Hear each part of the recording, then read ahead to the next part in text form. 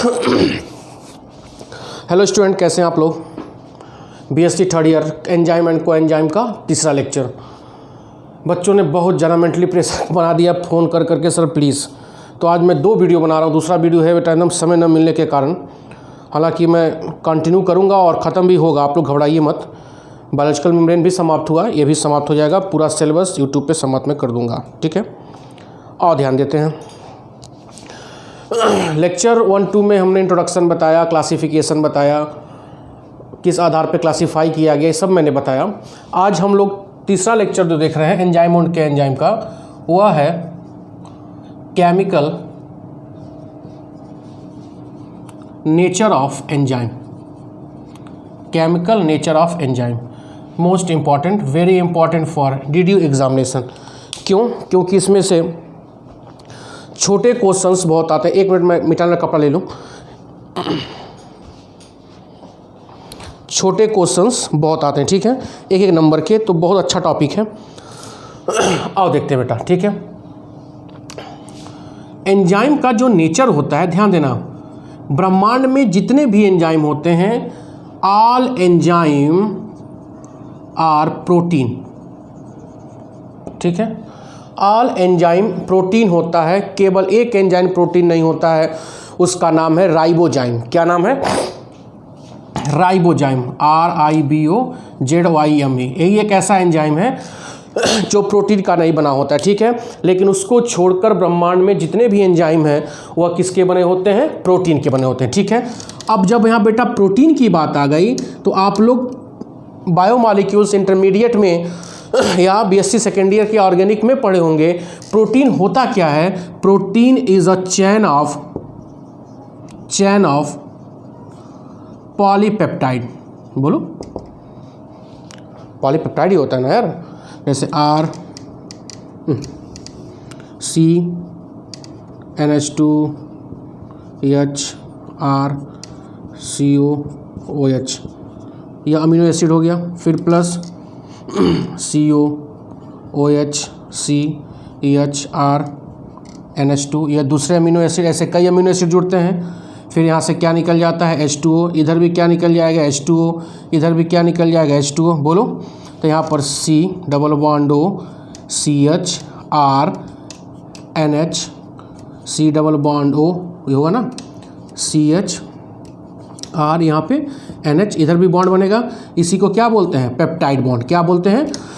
Peptide bond, ठीक है। तो ऐसे एक लंबी सी चेन बनती है, उसी को क्या बोलते हैं? पॉलीपेप्टाइड। इसका मतलब all enzyme are protein means made up of polypeptide. किसका बना होता है? किसकी चेन होती है?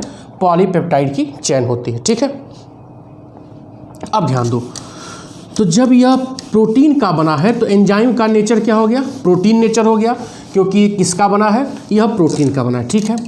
अब ध्यान दो, थोड़ा फिगर से समझना। यह मान लीजिए एंजाइम हो गया, यह एंजाइम है जो कौन सा पार्ट है? प्रोटीन पार्ट है, ठीक है। अब इस एंजाइम के साथ कुछ ऐसे पार्ट्स जुड़ जाते हैं, कुछ ऐसे पार्ट्स जुड़ जाते हैं जिनका नेचर क्या होता है? Non protein. मतलब वो किसी और कंपाउंड से बना होगा लेकिन प्रोटीन से नहीं बना होगा, ठीक है। एक बात याद रखिएगा, सारे एंजाइम, मैं प्रोटीन की बात कर रहा हूँ, सारे एंजाइम किससे बने होते हैं? प्रोटीन से। अगर एंजाइम के साथ कुछ ऐसे पार्ट्स जुड़ जा रहे हैं जिसको हम क्या बोलते हैं, जिसका नेचर क्या है? नॉन प्रोटीन, ठीक है। तो अब इस स्ट्रक्चर को हम बोलेंगे, केवल प्रोटीन को, होलो एंजाइम। ये परिभाषा लिखने के लिए आता है, होलो एंजाइम। मतलब जब किसी प्रोटीन से नॉन प्रोटीन पार्ट जुड़ जाता है तो उस पूरे स्ट्रक्चर में जो प्रोटीन का पार्ट होता है उसको हम क्या बोलते हैं? Holoenzyme. और इस ऑल ओवर स्ट्रक्चर, मतलब protein as well as non protein को बोलते हैं एपो एंजाइम। ये परिभाषा पूछता है, अभी नोट्स में दे दूंगा, ठीक है। जब प्रोटीन के साथ नॉन प्रोटीन पार्ट जुड़ जाएगा तो प्रोटीन के पार्ट को हम क्या बोलेंगे? Holo enzyme. क्या बोलते हैं? Holoenzyme. और इन दोनों पार्ट को हम क्या बोलेंगे? Apo enzyme. Is that clear? बोलो, ठीक है, बढ़ते हैं आगे।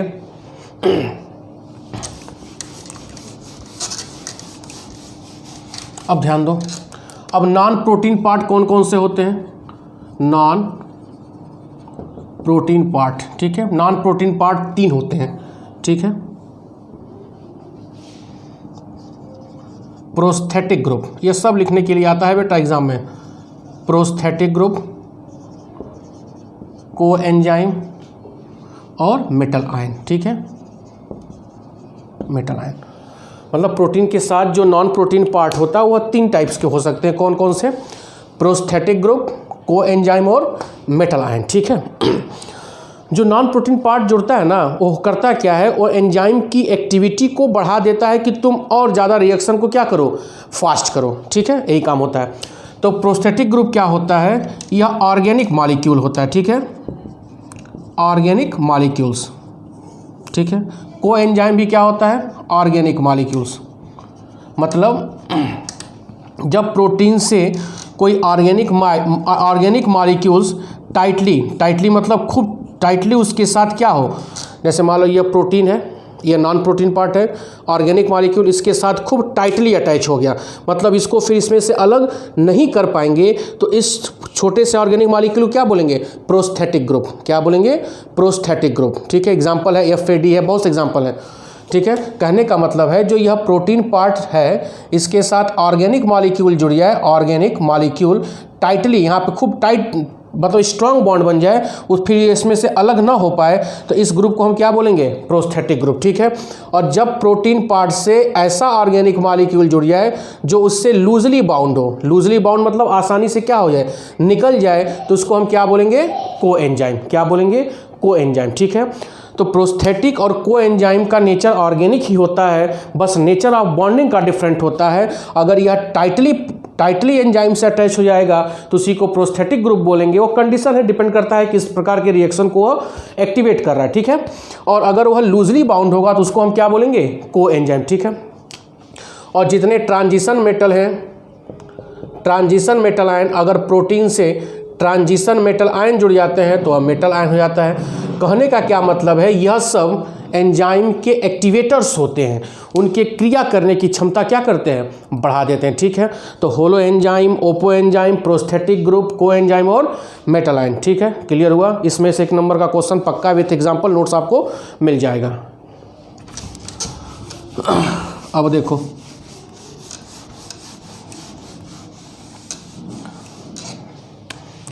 अब एंजाइम थोड़ा सा और बता दे रहे हैं।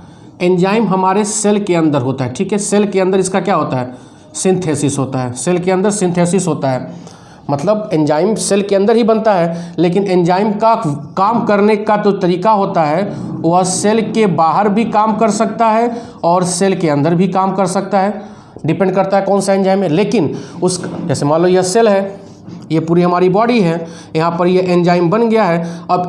अब यह 1 हो गया, ये 2 एंजाइम, ठीक है।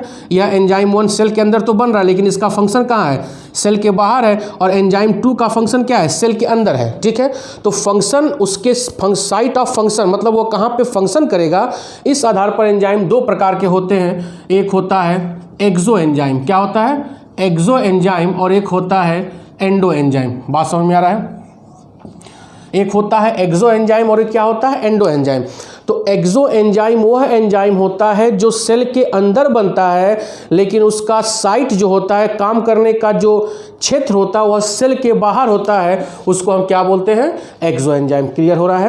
और एंडो एंजाइम क्या होगा, जैसे E1 क्या हो गया, एक्सो एंजाइम हो गया, और E2 क्या होगा, सेल के अंदर ही बनेगा और सेल के अंदर ही अपना फंक्शन करेगा, उसको हम क्या बोलेंगे, एंडो एंजाइम। क्लियर हो रहा है, ठीक है।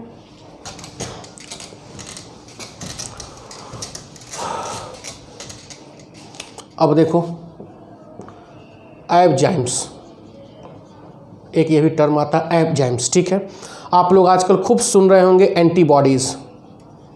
एंटीबॉडीज़ क्या होता है, ये हमारे बॉडी की प्रतिरक्षा होती है, प्रतिरक्षा तंत्र होती है जो बैक्टीरिया वायरस से लड़ता है, ठीक है। जैसे IgA कई प्रकार के होते हैं, इम्यूनोग्लोबिन्स बोलते हैं, ये सब प्योर बायोलॉजी है, लेकिन आपको IgG, ठीक है। तो आपको इतना जानना नहीं है, इतने जानना है कि जब हमारे बॉडी के इसकी खोज अर्नर एंड टर्मेंटेनो ने किया था, ठीक है।